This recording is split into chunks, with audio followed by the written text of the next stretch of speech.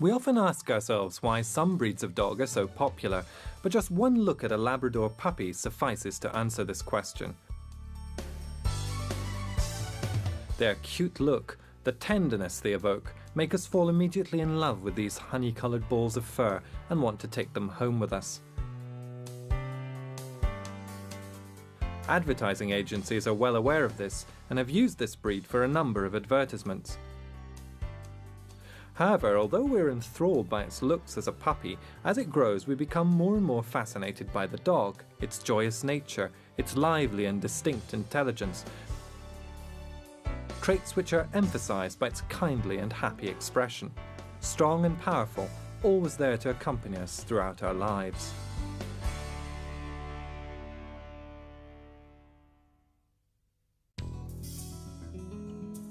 This breed takes its name from the peninsula of Labrador, which was in the hands of the English from 1763 until it became Canadian territory in 1776. The Strait of Belle Isle divides it from the island of Newfoundland, also Canadian territory. Labrador and Newfoundland are washed by the Atlantic Ocean in one of the richest fishing areas in the world, especially for cod and herring. For this reason, since ancient times, this area has been the destination of fishing boats, coming even from far-off places. At one time, two different kinds of dog were common to the island of Newfoundland. One was large, the ancestor of today's giants named after the island. The other was smaller, about the size of a pointer, although sturdier with a wavy black coat. This was called the St. John's Water Dog, named after the capital of the island located on the Avalon Peninsula.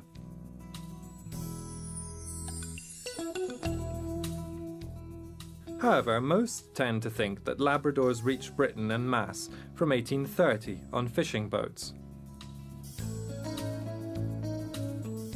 These excellent divers and swimmers were initially used to retrieve fish escaping from nets, as well as to pull the nets aboard ship or to the shore, and to tow boats in the harbour or towards land.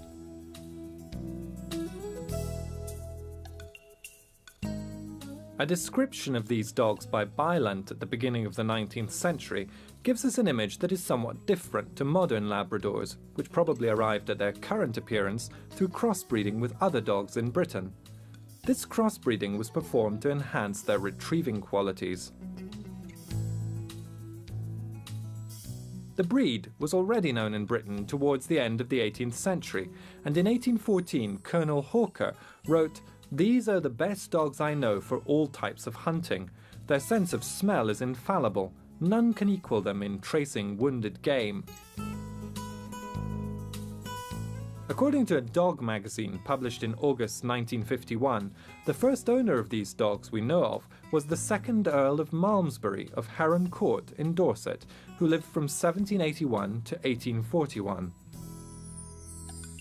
Lord Scott also bred them, taking steps to establish their characteristics. According to a legend, the breed originated from a cross between a dog and an otter, perhaps because of its entirely water-resisting coat and the shape of its rounded tail, which is similar to this affable Mustelin. To justify this characteristic type of tail in regard to selection, some sustain that it derived from a cross with a pointer with this type of tail, although there is no actual proof that this experiment was carried out. Some believe that the bulldog was used to increase the already considerable strength of the Labrador, and the pointer to lighten the structure and shorten the length of the coat, which was originally longer and wavy. In 1903, the breed became firmly established and acknowledged by the British Kennel Club. The Labrador Retriever may have originated in Canada, but it was unquestionably selected, perfected and established in Britain, the reason for which its paternity is officially attributed to this nation. The dog magazine already mentioned also stated that in 1951 the Duke of Dalkeith flew from London Airport to the States. He was one of the nobles in the circle of friends of Princess Margaret, the sister of Elizabeth, who was to become Queen the following year. The purpose of this journey was to seek out people interested in buying his Labrador dogs. The Duke of Dalkeith, whose family had been breeding these dogs for over 60 years, stated that at that time these were the only 100% pure Labradors known of. He also declared that his dogs had the double coat peculiar to this breed and could practically live in water.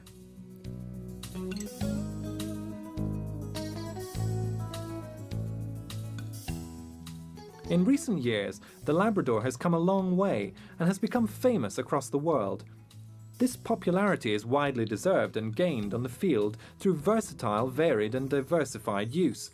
And it is common knowledge that this breed has always shone in all disciplines in which it has been used. The first Labrador Retriever, called Brocklehurst Floss, was imported to the United States in 1917. Today, these dogs are extremely popular in this nation, where tens of thousands of puppies are born every year and where they are among the best represented and most well-known dogs.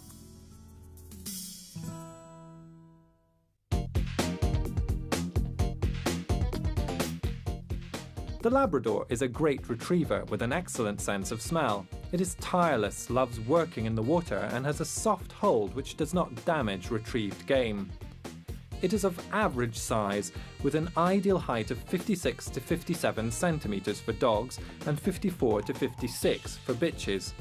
It is sturdy, short-coupled with a wide skull, well-descended chest and well-developed ribs. The skull should be wide, with a moderate stop and no prominence in the cheeks. The jaws are powerful, average length, sturdy, the teeth perfect, complete and regular with scissors bite, the nose wide with well-developed nostrils. The eyes should be of average size, dark with a kind and intelligent expression.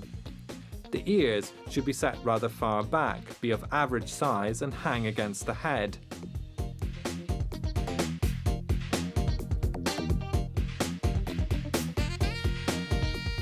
Powerful and sturdy neck, fitted on well-set shoulders.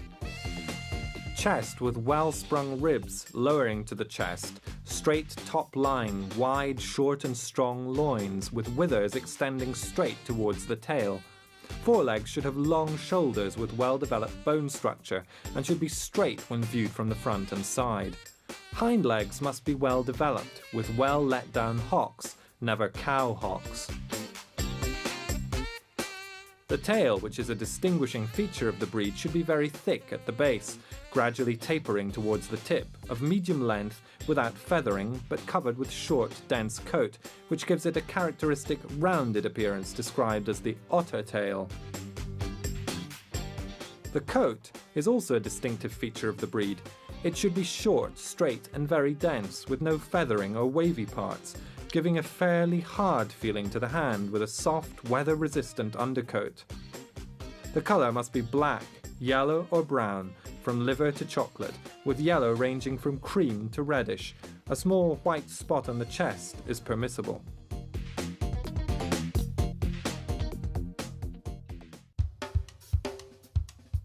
Is undoubtedly a beautiful dog of solemn, sturdy appearance, built functionally and which charms us at the first glance. Nonetheless, beauty alone does not suffice to justify the great success the breed is attaining throughout the world, and there are breeds which, although even more beautiful than the Labrador, are not as popular.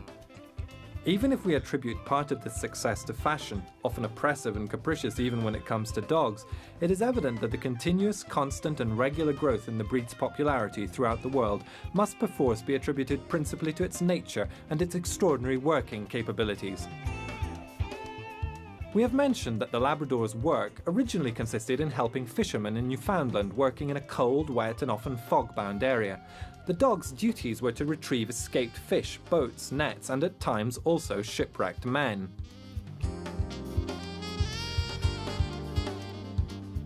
This is the origin of the love of water which still today distinguishes all Labradors, and of its coat, characteristic of the breed and formed of short, straight and dense hair, fairly hard to the touch and with an entirely water-resistant undercoat.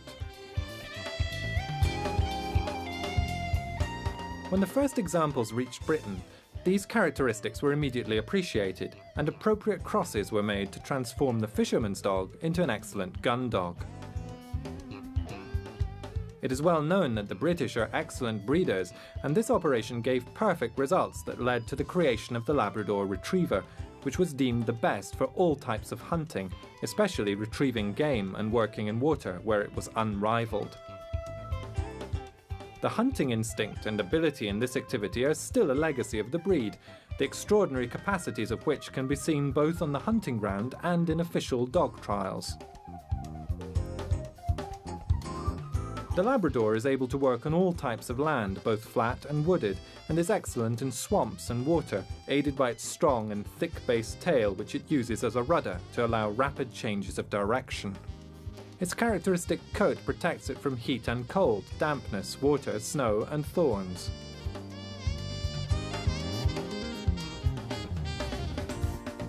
It is widely used in hunting for ducks, pheasant and partridge, and can work for a full day tirelessly, retrieving up to 100 to 150 fowl and working on any ground, even the most arduous.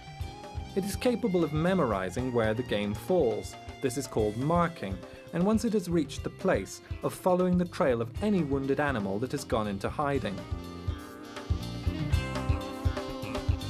It is calm and obedient during hunting, is not quarrelsome with other dogs, and knows how to wait for the command to act. However, not even this exceptional aptitude for hunting explains its vast popularity. The fact is that the Labrador Retriever is also unparalleled in many other activities. Firstly, it is the ideal dog for every family. Its docile and happy nature, intelligence, sensitivity, intuition, love of children, and why not, healthy pinch of astuteness make the Labrador a perfect and enjoyable companion. It can, rather it must, accompany its master everywhere, on outings to the country, to restaurants, to the sea, to the mountains, on walks, on holidays, and to hotels. There is no human social gathering that your Labrador cannot attend. In order to remain with you for its entire world, it will adapt to anything. Small spaces, long journeys, hot, cold, damp places and discomfort. It is willing to face anything as long as it is with you. Naturally, it would much rather prefer a nice walk in the mountains where it can dive into streams, or along the beach where it can gallop along the shoreline, but for you it would make any sacrifice. In the house it is calm and, notwithstanding its considerable size, takes up little space and is not intrusive. It behaves like a perfect gentleman when among people. The Labrador has a dominating nature and a strong psychological constitution, perhaps inherited from bulldog ancestors, which, as already mentioned, it seems were used to create the breed. For this reason, if any intruder were to enter the house or threaten those it loves, the Labrador would undoubtedly react decidedly and surely. Moreover, its considerable bulk is already a valid deterrent. It is less suitable to guard territory which has no sentimental value for it.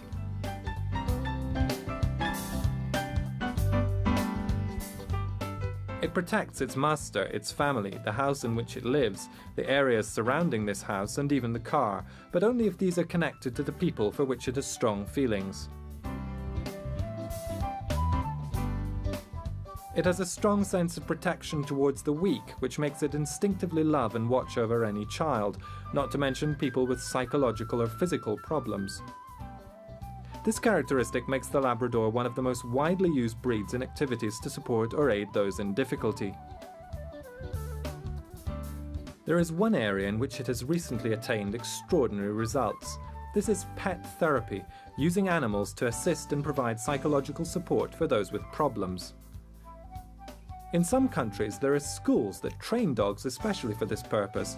The dogs, proving suitable, are then entrusted to families, but remain continually at the disposal of centres which organise their use when necessary. The Labrador has shown itself to be one of the most suitable dogs for this task, and is also used in the extremely difficult task of providing moral support for the terminally ill, where sensitivity, intelligence, gentleness and affection are required. The breed is also considered one of the most suitable to work as a guide dog for the blind, thanks to its intelligence, sensitivity and docile nature, which make it easy to train. Almost everywhere, civil protection service teams have chosen to use Labradors for rescue work and to look for survivors in natural disasters. In addition to their intelligence and considerable strength, it is their sense of smell that makes these dogs irreplaceable in this task. The selection, which commenced almost 2 centuries ago to obtain a dog with an extremely well-developed sense of smell to use during hunting, was performed by expert British breeders to give dog lovers a Labrador Retriever with an unbeatable sense of smell, capable of following long tracks and finding even very old trails. For this reason, it is used to search for missing persons in some countries. Again, thanks to this wonderful sense of smell, police forces from all over the world use this breed to sniff out drugs in airports and at frontiers, and we often encounter them at work in our country. New emergencies have also led to it being used recently to sniff out any hidden explosives. To return to rescue operations, by making use of its qualities of tireless swimmer, the Labrador is used for rescue operations in water, where together with the Newfoundland it has proved to be capable of incredible feats. Many impressive training exercises and rescue demonstrations in water can be seen on various occasions. However, the Labrador is not merely a utility dog, but also a wonderful companion for sports enthusiasts. As already mentioned, its considerably docile nature allows it to be trained to perform a wide range of activities. It gives excellent results in agility trials, in which it is necessary to understand and memorize the different exercises in order to obtain as many points as possible. In addition to intelligence, speed and agility, quick reflexes and tenacity are also required in this field, and it is surprising to see how some Labradors, which are certainly not small, lightweight dogs, manage to come in first in this activity. Another sporting activity in which the breed excels are obedience trials, in which its character and docile nature stand out. Fortunately, the Labrador is a strong and sturdy breed which has no particular health problems. Do not force it to live a sedentary life. It tends to put on weight if overfed. So look after your friend's diet and figure, as it is extremely sad to see a dog that has been bred to run for hours, dive into freezing water and work tirelessly all day, turn into a fat, lazy and lethargic animal.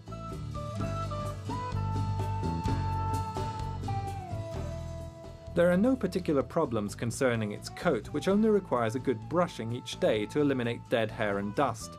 It must only be washed when strictly necessary, using specific products. Naturally, the Labrador may easily dive into water in any season or weather. The quality of its coat means it dries very quickly and almost always remains clean. Another characteristic of the breed is that it has no smell, even when wet. Care over purchase.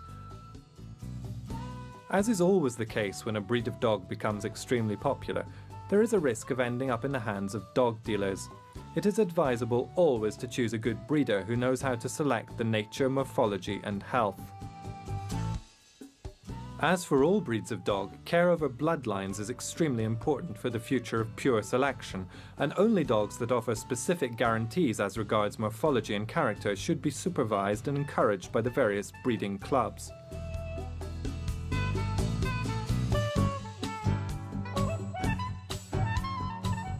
This is to explain that today there are some problems regarding the character of the Labrador, which at times may be too aggressive, always a symptom of deep fears or shy and nervous in various situations.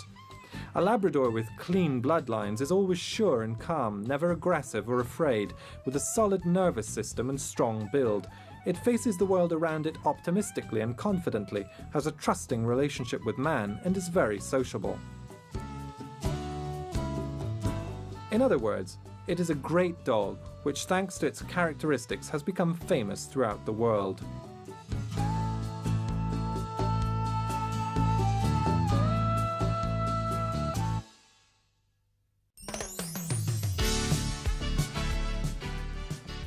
You're bringing your Labrador puppy home. It's beautiful. Its sweet and tender appearance, its defenseless, although astute expression, which reminds us of the puppies used in so many advertisements, the amazing liveliness with which it attempts to enforce its personality, cannot fail to charm its new master, making him feel moved, proud, and happy. You're starting on an extraordinary adventure which, unless any unexpected incidents occur, which statistically are extremely rare, will continue for 11, 12 years or even longer. The first thing to do is to let the puppy get used to its new home, whether this is a house or garden. Therefore, it must be allowed to wander around without calling or disturbing it continuously. This is its first contact with its new situation, and its sense of smell is of fundamental importance in this phase to transmit smells and sensations that your new friend will never forget.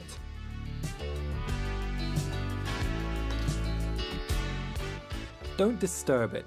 Don't interrupt it unless it is getting into trouble. Don't try to call its attention continuously. Everything must initially take place serenely and peacefully. Do not allow children to disturb and handle the puppy without a valid reason. It's natural that all that cuteness attracts pats and cuddles, but it is in these first moments that a calm and serene environment is required. As time passes, your Labrador puppy will become increasingly confident until it becomes the little menace which will accompany you for a few months and then the happy friend for long years together.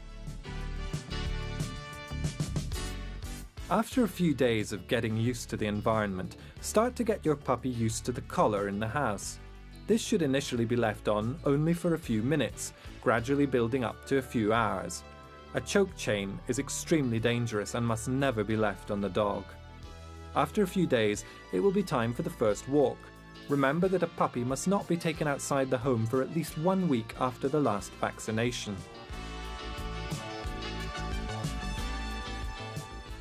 The first outing will be somewhat traumatic for the pup and should not be too long. Take it to a nice park or to the country, to a pleasant place where it can meet other dogs and familiarise with its own kind, which will instinctively be gentle and kind with it.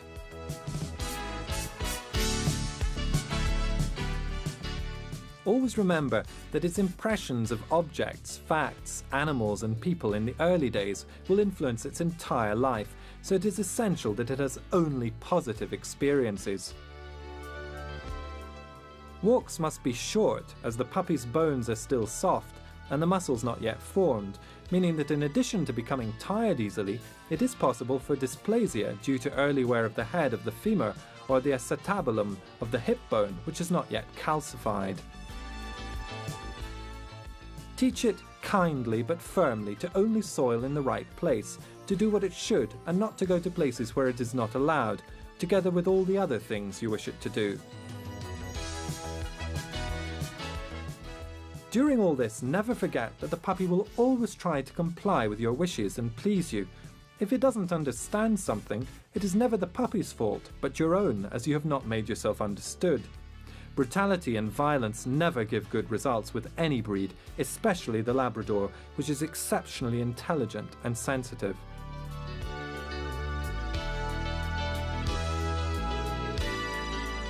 Only the ability to teach it from your heart what you wish it to learn will give the right results. Teach it the rudiments of obedience at an early age, although without overdoing it. 2 or 3 minutes a day is enough. When the pup is older, about 10 months, it should be taught the basics for a happy communal life with man.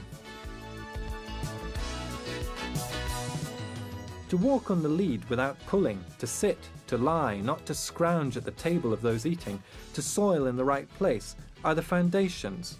Those who wish to test their ability in any of the activities described above, and for which the Labrador is especially suited, unless they are already experts, should go to a specialised training school, the addresses of which can be obtained from the Breed Club.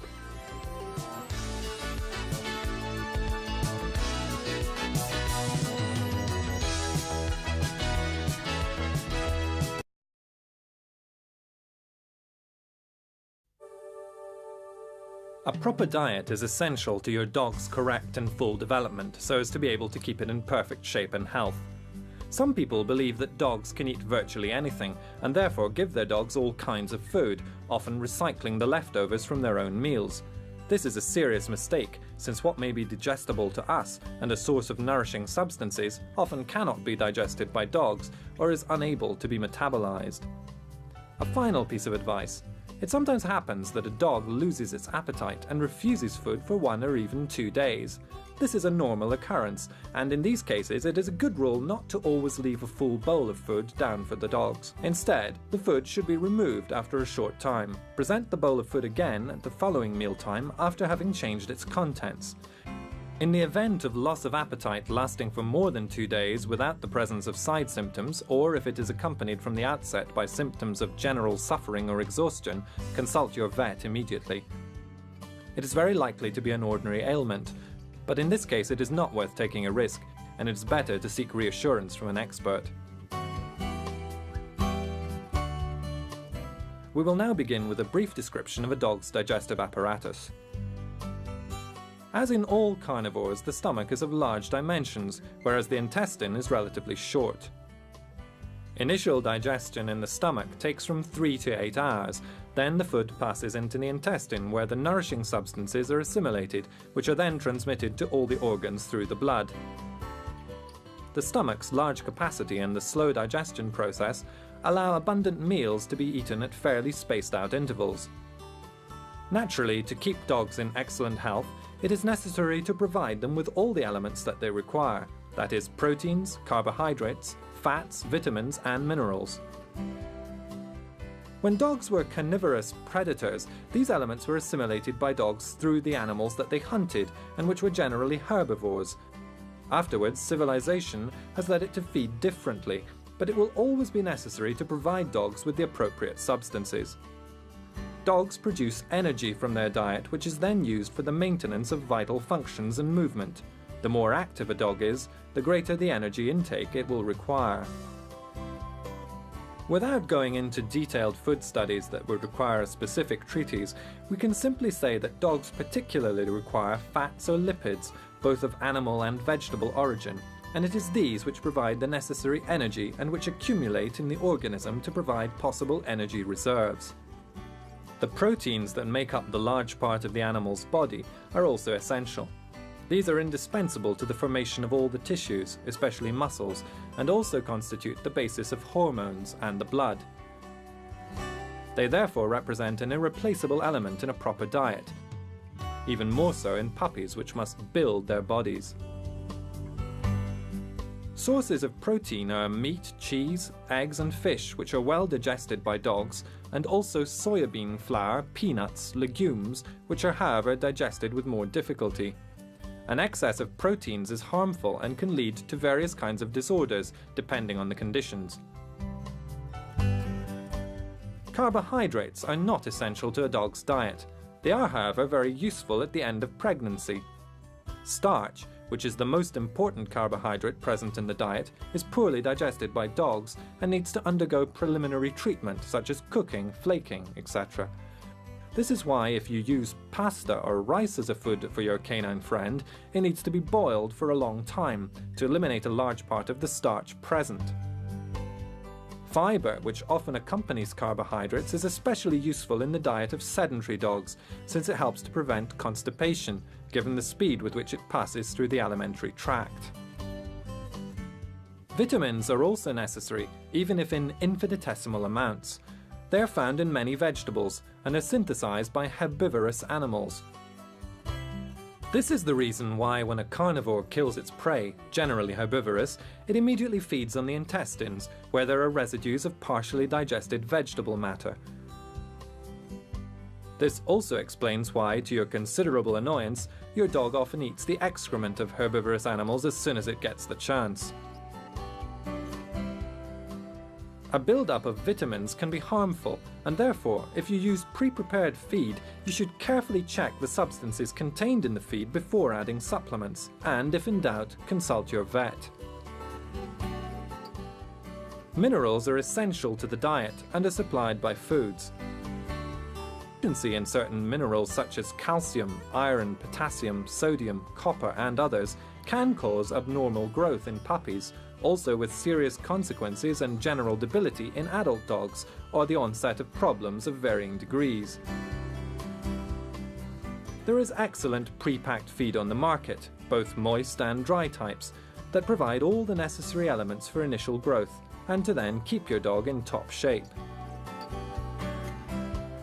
Even if you use pre-packed feed, you will, however, be able to give some fruit or other food which your dog will find tasty, taking care not to exaggerate and not to give harmful substances such as sweets, fried foods, rice dishes, fresh or soft, doughy bread that are extremely harmful and which can also have very serious long-term consequences. Instead, if you want to prepare the food yourself, then follow the advice of the breeder who sold you the dog, or your vet's advice. As a general rule, it is worth knowing that meat, ideally beef, is essential. If pork meat is given, it must be well cooked in order to avoid infections. Poultry, meat and rabbit are also fine, provided that they are completely boneless. Giblets, although less rich in nourishing substances, are well liked. Fish is an excellent food and is best given cooked. It is particularly advisable for low-fat diets for dogs with digestive or skin problems. It is also an excellent means with which to make the diet less monotonous. Eggs are appetizing and supply many nourishing substances. They are particularly advisable for puppies and suckling females. Yolks can be consumed raw, whereas the albumin should always be cooked. Fats, such as lard and oil, are always readily accepted by dogs and are particularly useful during moments of work or physical effort. 1 or 2 teaspoonfuls of oil added to food are always beneficial. Dry bread is a good energy source, but it must be well dried. It is also useful for cleaning your dog's teeth and for keeping them in good condition. Pasta and rice are very useful, but as we have already said, they should be cooked very well to eliminate starch, which is not easily digested. Fruit and vegetables, even if not essential, can be given to dogs that appreciate them. However, the nutritional intake is very slight and is only worthy of note for the intake of roughage. Needless to say, the final element which is essential to nutrition is water. Fresh and plentiful, that must be available at all times. If in a bowl, it should be changed as often as possible, especially during hot spells. It is absolutely indispensable to dogs that eat dry and not moistened feed. The final aspect of the diet to take into consideration is the frequency of meals. From birth, puppies have their meals by following times that are spaced out by the instinct of the mother and the other siblings in the litter. The feeds are gradually reduced during weaning and are integrated with suitable foods that should be recommended by an experienced breeder or a vet. Between 1 and 3 months of age, weaned puppies should have 4 meals at regular intervals. From 4 to 7 or 8 months, the number of meals can be reduced to 3, further reduced to 2 meals at 8 to 18 months, and afterwards, if desired, down to just 1 meal a day, even if it is not harmful to continue with 2. On the contrary, this is recommended by certain individuals.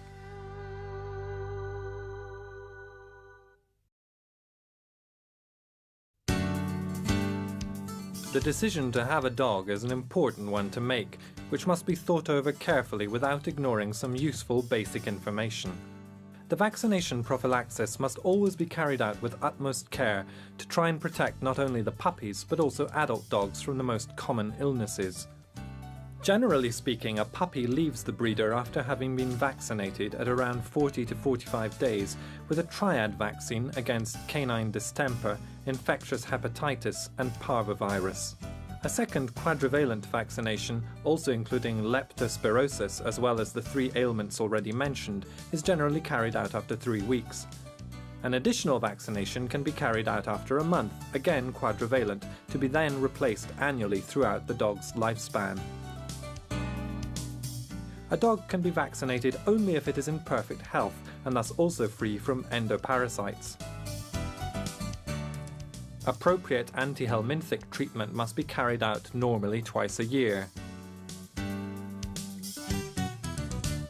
Different types of ascarids exist, each of which specifically infests an animal species, man included, and there is practically no risk of zoonosis, that is, transmission of the infestation from dog to man. It is important that dogs are also kept free from ectoparasites, that is, those that live on dogs such as fleas and mites, both of which are hematophages. Moreover, fleas act as an intermediate host for a type of taenia. Numerous specific products exist to free dogs from these annoying parasites, but one must not forget to also carry out appropriate disinfesting operations in the areas where dogs live.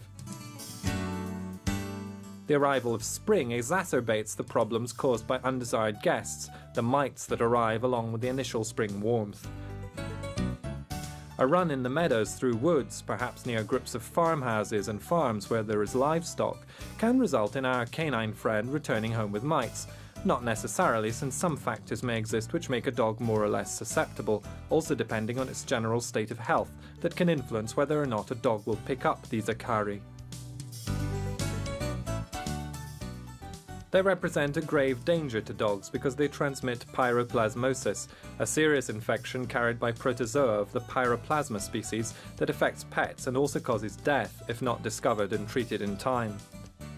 The symptoms in its acute form are represented by fever, also sthenic, asthenia, pallor of the apparent mucous membranes, and hyperchromia of the urine that can also become brown-black in colour. In advanced cases, jaundice and a comatose state which could possibly result in death. The mites suck blood for 2 or 3 weeks, and once having mated, the female then detaches itself from the animal and deposits the eggs a week later. The deposited larvae, recognizable by their reddish colour, are minute, like tiny beads. They also look for a host on which to climb, sucking blood for several days. They then detach themselves and after a few days change into octopede nymphs of bluish colour. They become adults towards August or September. With the arrival of autumn, the adults immediately upon hatching then lay dormant in cracks in the ground until the next spring. In general, the mites attach themselves to less thick skin, such as ears, armpits, groin, between the digits of the paws. Therefore, as a precautionary measure, we should always examine our canine friends for signs of any undesired guests after a walk in the open. Correct dog hygiene starts with coat care. For most breeds, but not all, it is advisable to brush the coat almost daily in order to remove the hairs that have reached the end of their life cycle. The coat of many breeds requires specialized grooming, which is to be carried out several times a year. One must not generalize about the fact that a shiny coat is a sign of good health, since in some breeds it should have a tendency to be dull. Dogs must not be washed too often so as not to damage the protective function of the sebaceous glands. The skin in normal conditions should always look clean, without dandruff deposits or desquamations of any kind. Should cutaneous alterations appear, such as eczema, alopecia areas, i.e. hair loss and failure of hair regrowth, thickening or the appearance of abnormal pigmentation, consult your vet without delay. Cutaneous alterations due to mycosis or mange are spread by contagion, but only in the case of particularly debilitated animals and when one fails to observe the most basic hygienic rules.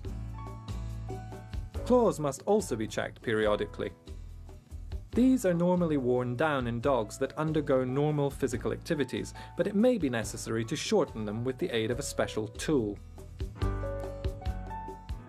Oral hygiene should never be overlooked, and especially in miniature breeds, tartar removal is necessary from time to time because it can cause pyorrhea and bad breath. Certain bones are available on the market that, besides constituting a treat for our four-legged friend, act as a natural toothbrush. In puppies aged between 4 and 6 months, the deciduous dentition is gradually replaced by the permanent one. Regular inspections of the mouth are advisable during this period to check that everything is okay. The existence of cardiopulmonary filariasis, a serious disease caused by a nematode parasite, Dirofilaria immitis, or the blood and heart, has been known for several centuries, as has been known the important transmission mechanism of the disease by the mosquito for about a century. However, it is only in the last 20 years, due to the rapid diffusion of filariasis in dogs kept for company and work dogs, that research institutes, pharmaceutical companies and vets have paid increasing attention to the problem. It is therefore important that dog owners are also aware, even if in general terms, of the existence and phenomena of the parasitosis. The transmission of the disease occurs through the mosquito's sting, which takes up the filaria larvae by sucking blood from an infected subject to then inoculate them into another healthy dog. The high contagiousness of the parasitosis is therefore easily understandable, in addition to its seasonality, spring-summer. During a period of around 6 months, the larvae in the dog's blood grow into adult worms that are situated in the heart and pulmonary arteries. In turn, the adult filariae produce small larvae called microfilariae, which will live in the blood. The dogs most affected are obviously those that spend more or less long periods outside, hence gun dogs, work dogs, and those that sleep in the open. The damage induced by the presence of the filariae is of considerable seriousness for that which concerns the cardiocirculatory function, and initially shown as a tendency for dogs to tire easily and the presence of a cough or respiratory dysfunction. The vet giving treatment at this stage will perform different clinical and laboratory tests that will confirm the presence of the parasites. On the contrary, the damage caused by chronic cardiopulmonary filariasis is extremely serious. The alteration of the cardiocirculatory function is often accompanied by liver and kidney lesions and a state of generalized hypersensitivity in the whole organism. The prevention programs that have only been practicable for a few years thanks to the use of specific new drugs are simple to carry out and do not involve toxicity risks for dogs. After having carried out a test to ensure the absence of a previous infestation, the oral administration of a medicine once a month for the duration of the entire hot season will give dogs effective protection, also if they are stung by an infected mosquito.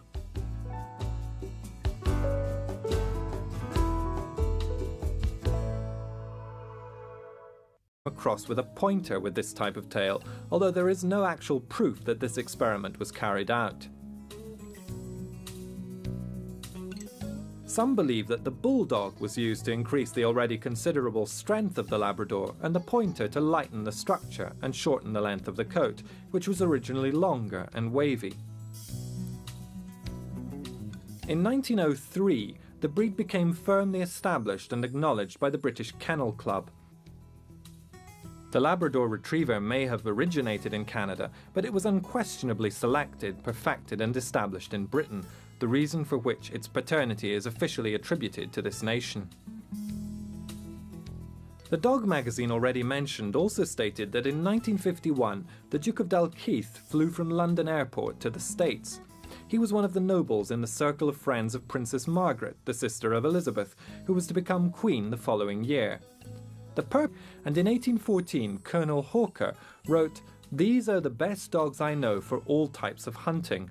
Their sense of smell is infallible. None can equal them in tracing wounded game."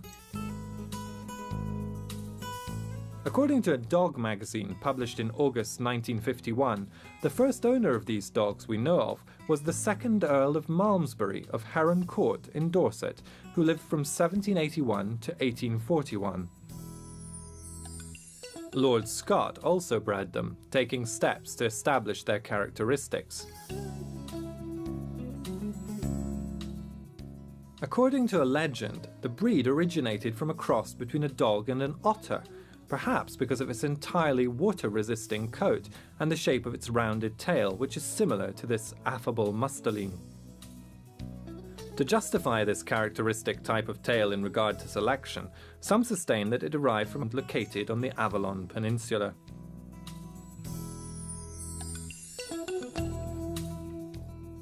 However, most tend to think that Labradors reached Britain en masse from 1830 on fishing boats.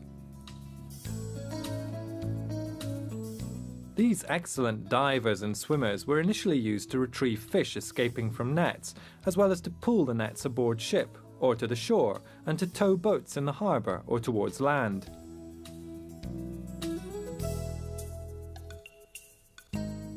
A description of these dogs by Bylant at the beginning of the 19th century gives us an image that is somewhat different to modern Labradors, which probably arrived at their current appearance through crossbreeding with other dogs in Britain. This crossbreeding was performed to enhance their retrieving qualities. The breed was already known in Britain towards the end of the 18th century. This breed takes its name from the peninsula of Labrador, which was in the hands of the English from 1763 until it became Canadian territory in 1776. The Strait of Belle Isle divides it from the island of Newfoundland, also Canadian territory. Labrador and Newfoundland are washed by the Atlantic Ocean in one of the richest fishing areas in the world, especially for cod and herring. For this reason, since ancient times, this area has been the destination of fishing boats, coming even from far-off places. At one time, two different kinds of dog were common to the island of Newfoundland. One was large, the ancestor of today's giants named after the island. The other was smaller, about the size of a pointer, although sturdier with a wavy black coat. This was called the St. John's Water Dog, named after the capital of the island. We often ask ourselves why some breeds of dog are so popular, but just one look at a Labrador puppy suffices to answer this question. Their cute look, the tenderness they evoke, make us fall immediately in love with these honey-coloured balls of fur and want to take them home with us. Advertising agencies are well aware of this and have used this breed for a number of advertisements. However, although we're enthralled by its looks as a puppy, as it grows we become more and more fascinated by the dog, its joyous nature, its lively and distinct intelligence, traits which are emphasized by its kindly and happy expression. Strong and powerful, always there to accompany us throughout our lives.